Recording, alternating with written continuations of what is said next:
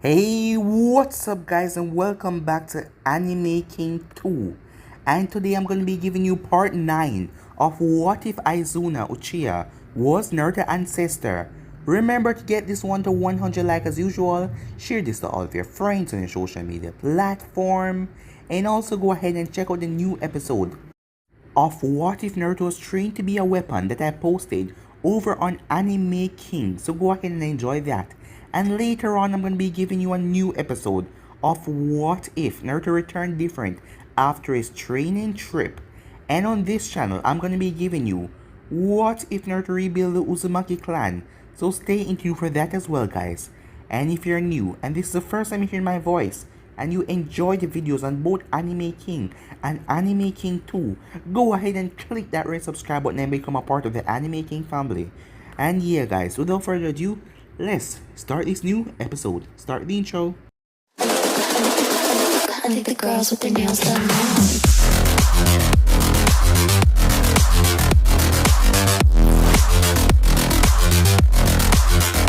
Girls with their nails done. I think the girls with their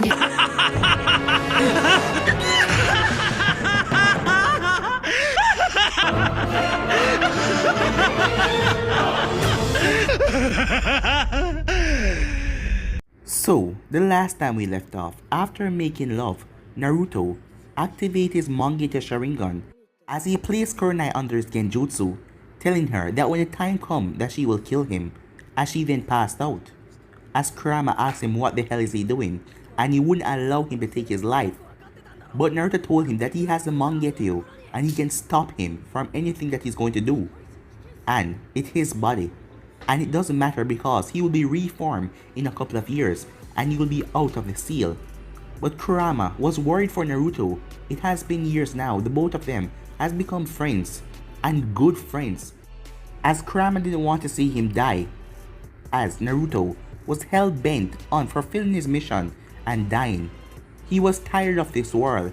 Everything has came to him so strong. He has seen the death, so many horrible death, suffering. After Shin died, it broke him, and Naruto couldn't go on anymore. Now he has to kill all of his comrades. He spent 3 years in the Root Division, 3 years knowing all of his friends, and now he has to slaughter each and every one of them to save this village. And Naruto couldn't accept that anymore. He even picked up smoking to try and calm his nerves, because he knew when the time comes he has to slaughter each and every one of them, his teachers in the Anvus, his friends. So after that he just wanted to die. As we then had a time skip as the time finally arrived when they were about to start the coup, as Sai informed Naruto as Naruto went down there, as he started to cut down Anvus after Anvus. After seeing their masks and sensing their chakra signature, most of them were his friends, even though they were hell-bent on killing him. They were his friends and he'd teach most of them, him being an Anvu captain and all that. As the newer recruits went on their knees as they sensed Naruto coming for them, it was as if death itself was coming. So yeah guys, that was basically the last part we left off. You guys can switch across the place and check it out for yourself. So let's begin this new episode, shall we? Naruto's entire uniform was drenched in blood and it had flesh on it after him cutting down so many ninjas. His sword looked like it had a blood bath as blood was dripping off of it on the ground. His mask was also burned in a lot of places, but the most fearful things were his eyes. Those cold, murdering red eyes were looking at the survival Anvus, his Mangekyo Sharingan. This is it for us, thought the surviving Anvus as they saw Naruto slowly marching up to them. You can't win because your hatred is weaker than mine, Naruto said as he stepped forward, Kenjutsu style, lightning crossing wave. As Naruto released 1,000 lightning bolts from his sword that impacted with all of them, as they screamed out in pain and suffering. Their screams rocked the entire corridor. As Kurama couldn't believe it, the massacre that Naruto just created. He was barely 15 and going through all of this. Is this the power of hatred? Is this really Naruto? Kurama thought as he was worried. In the entire history of mankind, Kurama only saw one man do a massacre like this, and Kurama hated that man with a passion. That man was Madara Uchiha himself, the first person to defeat and tame Kurama. That man had used him for his own benefits, and right now the level of darkness that Kurama felt in Naruto, it was equal, or might even greater than Madara's. Kurama was brought out of his thoughts as he felt a massive attack heading for Naruto. Naruto raised an eyebrow as he saw the giant 30 feet Earth Dragon that was going to slam into him in a few seconds. He had already felt the force of 150 Anvus that gathered in front of him, and they all let off their power as the Earth Dragon rushed towards him. "Very well," said Naruto, as it collided with him with such a force that the entire base shook to its core. There was large cracks and many debris as the Earth Dragon smashed into Naruto. "It's finally over," the leader said, reported that, but he was cut off as he felt a massive spike of chakra in the direction of Naruto. The entire ground shook violently, and slowly white light was being shown. "What is this?" asked one of the Anvu in confusion, as he couldn't see properly because of the smoke. As they felt the chakra level went through the roof. As the smoke started clear, and the Anvu eyes went wide when they saw what was in front of them. Naruto's body was protected by a very huge skeleton structure. It was bigger than the Earth Dragon that they fired. The skeleton structure was very wide, and from the look of it, it must be strong to save Naruto from that Earth Dragon that all of them put their power in. As Naruto was standing in the center, his Anvu mask was broken and he was panting, as his head was down, as his hair was swinging, and his lower half of his face was covered by his face mask that Kakashi gave him. As the skeleton was white in color and it resembled the actual skeleton of human bones. Naruto slowly lifted his head as they took a step back, as his Mangekyo Sharingan glared at all of them as he said one word, "Susanoo," as they watched as the skeleton gained veins and eyes, as it had two Shuriken Sharingan in both of his eyes. In the right hand of the Susanoo, a 20 feet sword emerged out of light, as electricity was running from the sword. As they watched as the Susanoo gained skin, as a helmet came over its head, as Naruto coughed up a lot of blood from his mouth because he was feeling intense pain. "This jutsu is really harmful for my body," he thought. "Take my chakra, it will decrease the pain that your body is in, and it will not drain your chakra completely," Kurama said. "Thank you," Naruto said.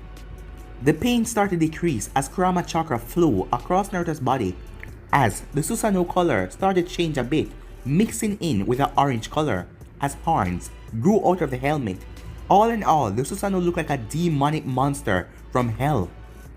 "Today I'll show you the legendary power of the Uchiha. You shall see why we are feared in the shinobi world," Naruto said loudly.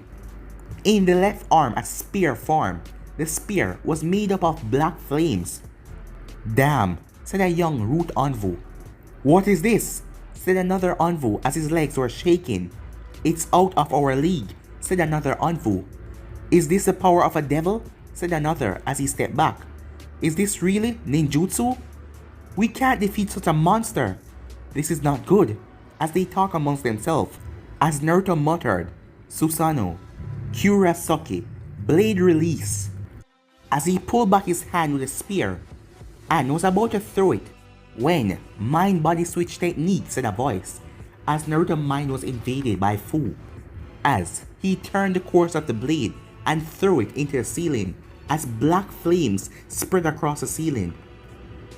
As Naruto turned, as he saw Fu and Toru, a bearmate, standing side by side. "Formation C, soldiers!" Fu barked out loudly. The rude Anvus that just lost all hope quickly went into Formation C as two of their strongest captains arrived. "Don't give up no matter what. We must fight for Konoha even if it costs us our life," said Fu. "We are the roots that support this village. We shall not fall," said Toru. As the root Anvu gained their confidence as they tightened their grip on their swords as they looked ready to kill. As Naruto started to chuckle, it then turned into a mad laughter. "Let's begin the fun, shall we?" he said, with a murderous glare. Fu and Toru's sense immediately kicked in, as they sensed a surge in Naruto's chakra. Both of them jumped back towards the Anvo forces, and was now standing in front. They could clearly see a dark shuriken being formed in the hand of Naruto Susanoo, and it looked very devastating. "Everyone, form a defensive wall right now!" Toru yelled. All the root Anvo went through hand sign, earth release, mud wall jutsu. Several walls of muds start to form, as they look like a bunch of dominoes set out on a table. Fu and Toru then felt Naruto release an attack, as they heard the earth walls being destroyed, tear down, as they felt the temperature increasing. As Fu and Toru looked at each other, "If we're going down as a unit."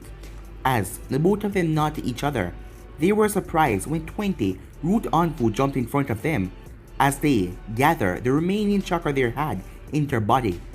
As they went through hand sign, earth release, mud wall jutsu, they said.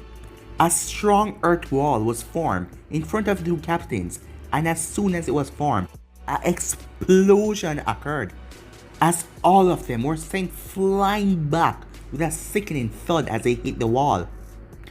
The entire corridor had smoke, and the only thing remained was a buzzing noise in their ears. Fu's head was badly injured and blood was leaking from it, as he looked around for his friend Toru and saw him a few meters away, as Toru was unconscious. He looked around and saw that many of the root Anvo were unconscious, as some of them tried to get back to their feet but they were failing miserably. Suddenly, Fu remembered those 20 Anvos that got in between them and that attack, as he looked forward and saw many bodies on the ground, dead. As Fu gave a sharp bow to his comrades, who sacrificed their life to save him and the others. The dust started to clear, and Fu's eyes went wide as Naruto stood there, still in his Susanoo without a scratch on him. How could he not be injured at all? Fu thought as he was starting to get worried. Naruto looked at the devastated quarter in front of him and all of the dead bodies. As inside he felt sick and twisted, all of the dead bodies in front of him were ripping his heart apart inside.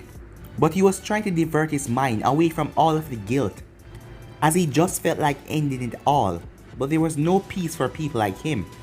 He had to endure all of this pain. This was a part of a true shinobi, but still, he was the one who had done all of this, the one who brought hell on earth. As a person landed right beside him, snapping him out of his thoughts, as he was panting and had blood all over his body. Naruto sighed in relief on seeing his friend alive. "Glad you're okay," said Naruto with a smile. "Yeah, I'm fine," said Sai with his usual fake smile. As Sai was feeling the effect of what he was doing right now, these were his friends and his comrades. He knew that Naruto was feeling the same way, but even through all of this, Naruto had a smile on his face, because he didn't want Sai to think about all of that they have done, that they were murderers to their own friends and comrades. As some would say that they were heroes, killing root Anvo and saving the village, but only Sai and Naruto knew how they truly feel. They were not heroes, they were murderers. They had killed their friends, their comrades, their superiors, their teachers, and so much more. Had they killed the enemy? Yes. Were they not human? No, they were human too, and they slaughtered them like nothing. All of this was for the sake of one madman, and his name was Donzo. As both of them then looked forward toward the rest of the Anvos, half of them were barely in fighting condition, while the rest couldn't even stand up. Sai's eyes went wide as Naruto dropped to his knees and started to cough up blood. "Are you injured?" Sai asked, as Naruto was panting heavily. "I'm fine," he said. "You don't look fine. You look like shit," said Sai. "So, do you?" Naruto said while panting. Not yet, Naruto thought. As Naruto shakingly got up, his Susanoo was trying to maintain its form, but was shaking badly. "I said not yet!" Naruto yelled in anger. To Sai's amazement, the Susanoo started to stable, as something started to grow in its left hand. "Sai, stay back!"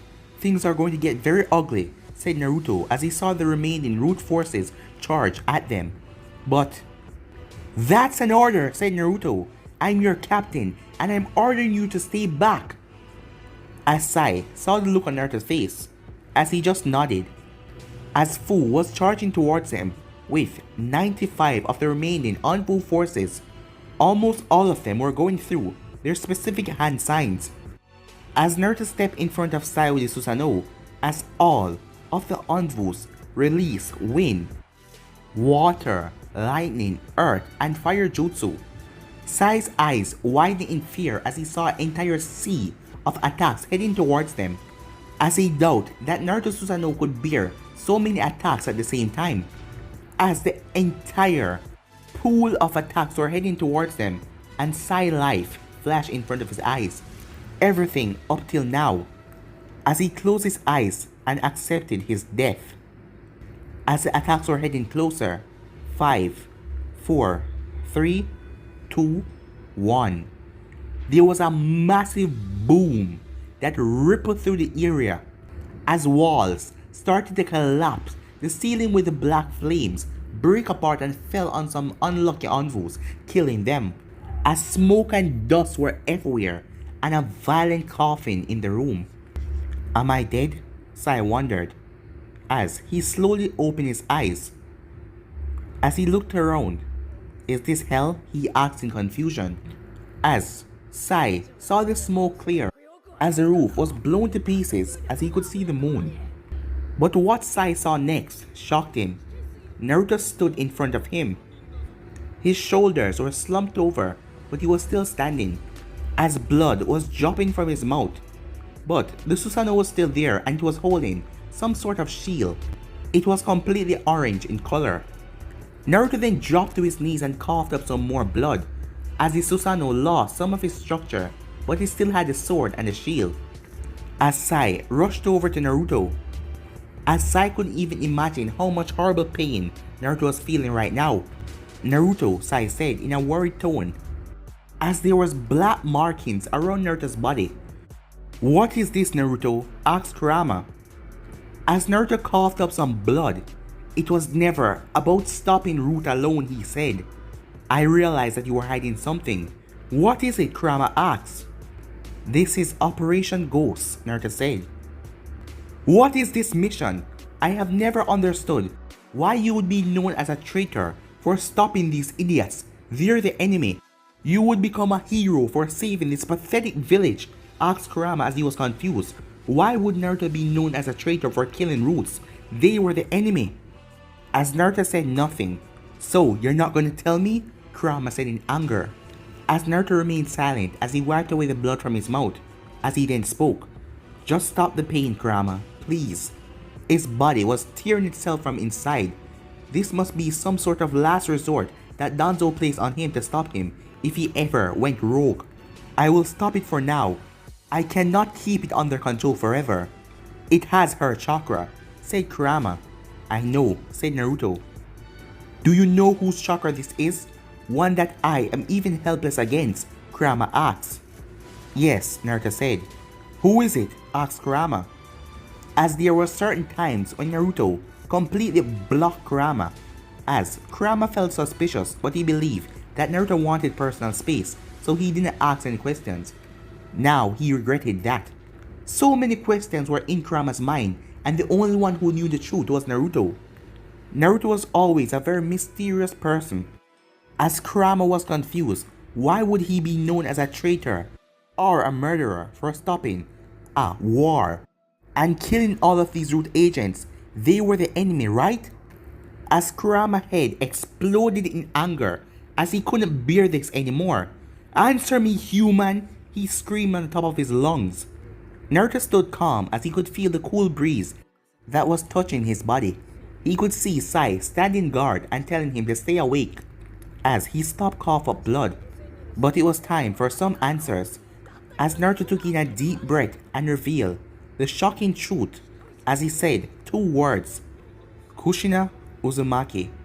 Meanwhile, with Hiruzen, he couldn't sleep as he was imagining how many pain and suffering Naruto was going through right now, killing most of his comrades his teachers, his friends. He was doing all of this to protect the Kin Elite Village. Hiruzen knew that he could just cover up all of this, but he needed a sacrificial lamb. Operation Ghost. A suicide mission with no chance of coming back alive, but in order to protect Konoha from its real enemies, Naruto will be branded as a traitor. This was a very dirty game that Hiruzen was playing.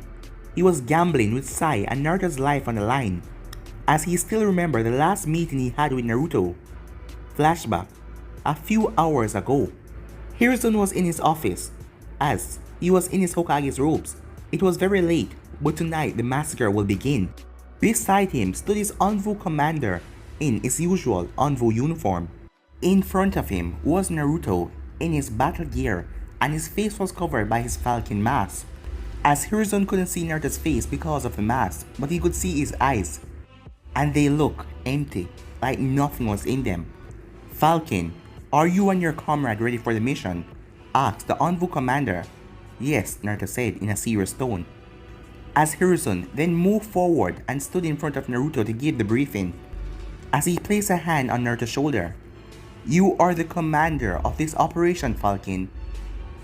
As planned, you will silence the enemy once and for all tonight, Hiruzen said. Understood, said Naruto. But you and I both know that the real enemies are out there, and we need to find them and destroy them. You know what I mean, said Hiruzen, as Naruto nodded. The contents of this mission was top secret, and no one was inclined to know. This is the only reason why he and Sai were doing Operation Ghost alone. The less people that know about it, the better. As of tonight, you will be branded as a S-rank missing nin, along with Sai as the biggest traitor of the village, said Hiruzen firmly. His voice was harsh, but he knew this was for the better of the village. If you get caught, or if any detail of this mission is leaked, we will deny anything to do with you. Is that clear? Said Hiruzen in a strict tone. Yes, Hokage, said Naruto. You will infiltrate enemy lines. You're the only one who can do this. Find out the truth and report anything you can. The survival of Konoha depends on you boys. There is dark time ahead, and the only one I can trust is you, Hiruzen said. I will not let you down, Hokage. I promise, even at the cost of my life, I will do my duty, said Naruto. Hiruzen then gave Naruto a warm hug. Words couldn't describe how broken his heart felt. This might be the last time he would be seeing Naruto. He had watched the boy grow up, how he has grown to become one of his precious persons, as he wished this wasn't going to happen. Naruto knew that he may not come back from this mission, so he embraced Sarutobi in a hug as well. As they then break the hug, it was time for goodbye. Do you have any last wishes? Asked the Anbu commander silently. I have one, said Naruto. Speak freely, said Hiruzen. I want you to spare one root Anbu, said Naruto.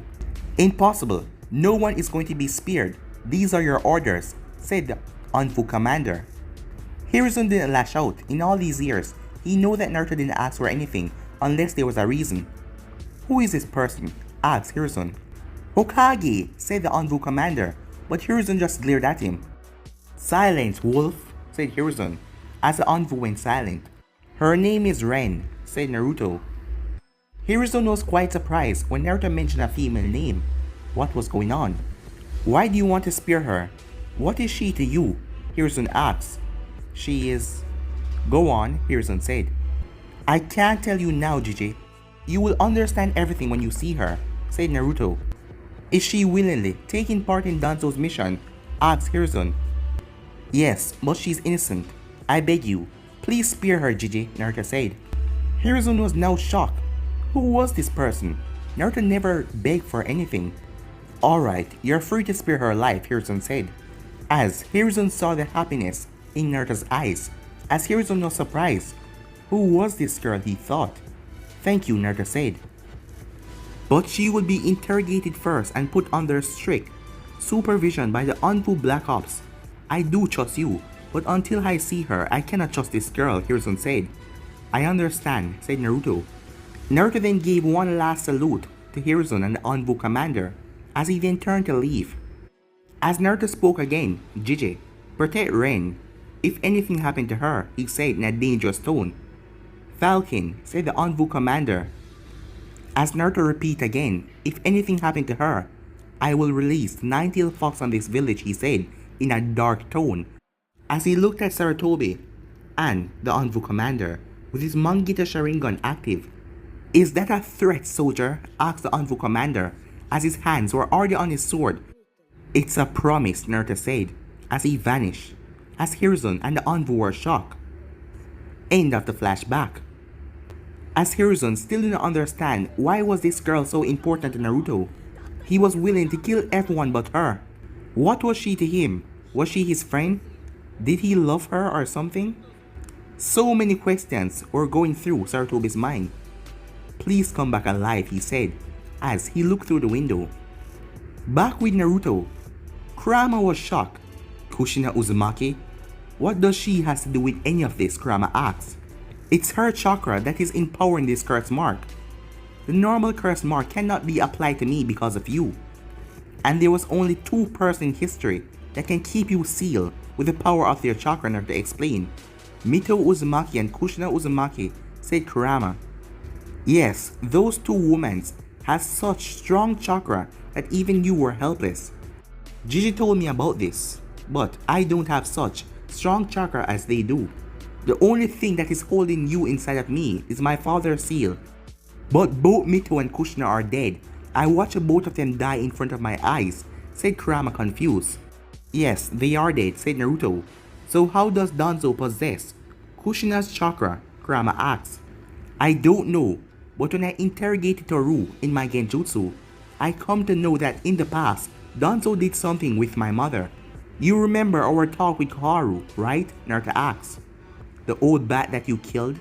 What does she got to do with this? Said Kurama. She mentioned that Donzo had a base in the village that only he and Orochimaru knew about.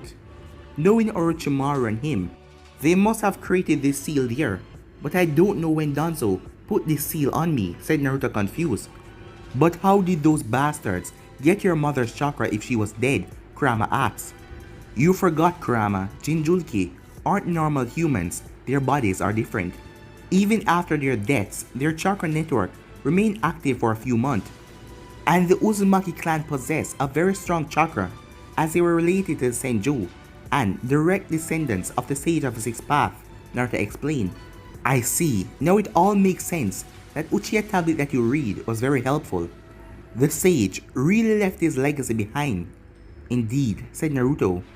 A small smile came on Naruto's face as he remembered the things he found when he read that ancient tablet. He found a solution to cure its blindness. Now he just have to wait to the right time and gather his resources. Before embarking on this mission, he found out every truth about his life Hiruzen had told him about his ancestors. Words couldn't describe how shocked Naruto was when he realized he was a great-grandnephew of Uchiha Madara. The man was a legendary, one of the most powerful Uchiha in history. As he was totally surprised to know that his father was a Uchiha, even Kurama was shocked. But when Kurama found out, he didn't talk to Naruto for weeks. But he realized Naruto was not like Madara, he was just related to him. It was not his fault. And right now, Donzo has restrained me from using much of your power. My mother's chakra burn away my skin whenever I use your power. So, if I keep on doing this, it can lead to my death. So in a way, he restrained me from using your power, Naruto said. It seems that he didn't trust you fully, said Kurama. It seems this was one of his plans to stop me if I betrayed him, said Naruto. One-off, said Kurama. Yes, said Naruto. Does it have something to do with that girl? What was her name? Ren? Asked Kurama. Yes, I had Sai find out about the base that Donzo and Orochimaru used in the past, said Naruto. And Kurama asked. He did find the base. It was right beneath the Chakra river. What were they doing down there? Asked Kurama. Sai found the truth, said Naruto. The truth? Said Kurama. Donzo created my replacement, said Naruto, shocking Kurama to the core. What? You don't mean? Kurama said. Yes, said Naruto. I am sorry, Naruto, said Kurama. Now you understand why I can't kill her, Naruto said. Did Donzo use? Kurama asked. Yes, it is exactly what you think it is, said Naruto in an angry tone. I see, said Kurama. He created someone who I can never kill, and if my life is an example, she must be very strong. That is why I am going to kill that bastard, said Naruto. He is responsible for all of this. We will kill him tonight. I, Kurama, promise you that you will get your vengeance tonight, said Kurama in a determined tone. Naruto slowly got up. He was in pain, but his will to fight, his will to kill Donzo was stronger than ever. Naruto, they're coming, said Sai. The smoke started to clear, and there stood the entire, what was left of the Anvil force. There was about 200 of them. All the ninjas remained in. Fu and Toru were in the front, and they were leading the forces. Sai and Naruto looked at each other, as the both of them nodded. This was it. This was their final fight, one that they will not lose at any cost. As Naruto Mangekyou flared, as his chakra went through the roof, as he muttered the words, Susanoo! But guys, we end this episode right here. If you want to see the next part of this, you already know what to do. Like, subscribe, comment down below, and turn on that bell notification to stay posted. Remember to share all of your friends in your social media platform, and stay in tune for the rest of the what it's coming your way. And I hope you guys enjoy each and every one of them. And remember, if you're new, to go ahead and click that red subscribe button and join Anime King and Anime King 2 and become a part of the Anime King family. And thank you all again for your help and your support, guys. But for now, I'm out of here. See you guys later. Peace.